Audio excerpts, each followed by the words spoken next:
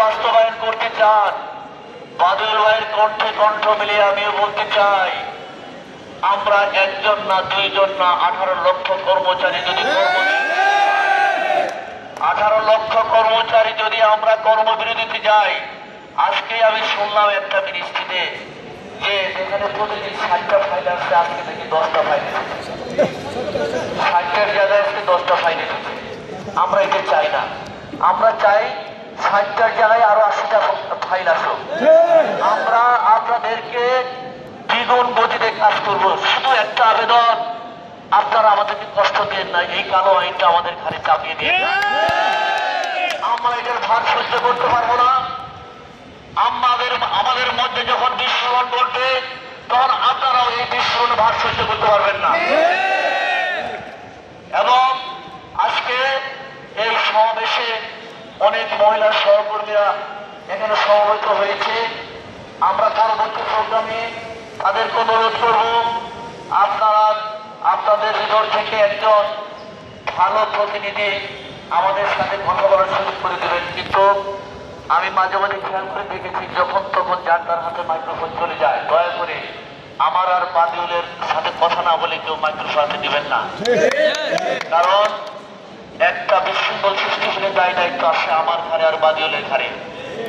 আমরা এই দায় দায়িত্ব থেকে আপনাদেরকেও বিরত রাখতে চাই, আমরাও নিরাপদে থাকতে চাই এবং সরকারকেও আমরা নিরাপদে রাখতে চাই। আমরা চাই না সরকারের সাথে আমাদের কোনো ক্লেশ হোক, কোনো ভুল বোঝাবুঝি হোক। উপদেষ্টা পরিষদ থেকে আমরা যতটুকু মেসেজ পেয়েছি, পজিটিভ মেসেজ পেয়েছি, আমরা তাদেরকে আরো কৃতজ্ঞতা জানাবো যদি এটা চূড়ান্ত ভাবে আমাদের পক্ষে তারা গেজেট নোটিফিকেশনটা বাতিল করে আমাদেরকে জানিয়ে দেয়।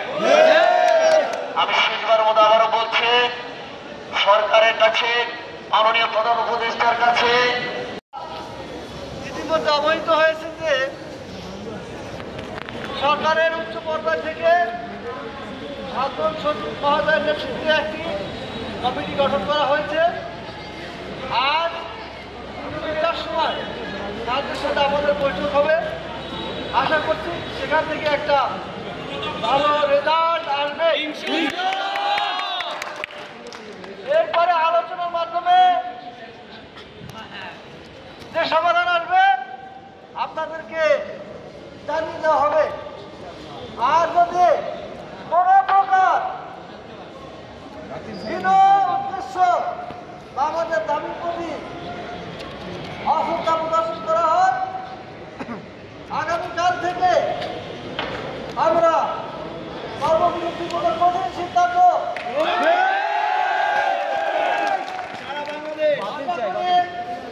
কর্মচারীরা একটা সুষ্ঠু সুন্দর কর্মপরিবেশে তাদের দায়িত্ব পালন করবে। সকলে সরকারি আচরণ বিধিমালা এবং শৃঙ্খলা মেনে আনুগত্য ও নেতৃত্বের নির্দেশনা প্রতি গুরুত্ব প্রদান করবেন। এখন সর্বশেষ আমাদের কর্মসূচি সমাপ্তি সম্পন্ন করবেন কর্মচারী ঐক্য পরিষদের চেয়ারম্যান জনাব মোহাম্মদ নুরুল ইসলাম।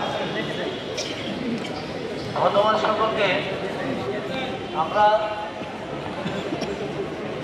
যে কথাটা বলেছিলাম, আমার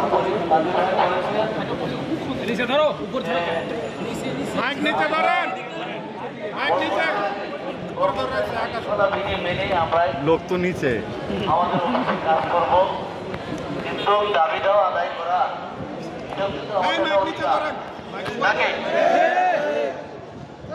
সেই অধিকার আদায় করতে গিয়ে যদি কেউ আমাদের উপর শব্দটা বেশি, আমরা কি সেটা প্রতিবাদ করবো না? আমরা প্রথম চেষ্টা করব, 1 বার 2 বার 3 বার আমরা আঘাত নিজে সহ্য করার চেষ্টা করবো, যতবার আমরা প্রতিঘাত করবো।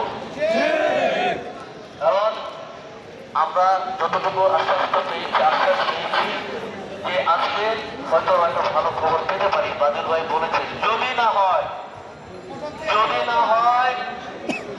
না হয় সারা বাংলাদেশ ব্যাপী আমরা কর্মসূচি দেব। সমগ্র বাংলাদেশ চেয়ে আছে আমাদের কর্মসূচির অপেক্ষায়। আমরা আমাদের মধ্যে যেন কোনো ঐক্য ফাটল না ধরে, কারণ আমাদের নির্দেশনা অনুযায়ী সারা বাংলাদেশ কর্মসূচি পালন করবে। কোন মিডিয়াতে আজকে আমরা বক্তব্য দেওয়ার সুযোগ পেলাম না। আমরা আইন শৃঙ্খলা রক্ষাকারী বাহিনী তথা ডিসি প্রোডাকশনের দৃষ্টি আকর্ষণ করছি, এবং আজকে যে আপনারা মিডিয়াকে আসতে দেন নাই, সারা দেশে আমাদের এই নিউজ প্রচার করতে দেন নাই, এই জন্য আমরা মনে করি আপনারা মত প্রকাশের মৌলিক অধিকার ক্ষুণ্ণ করেছেন।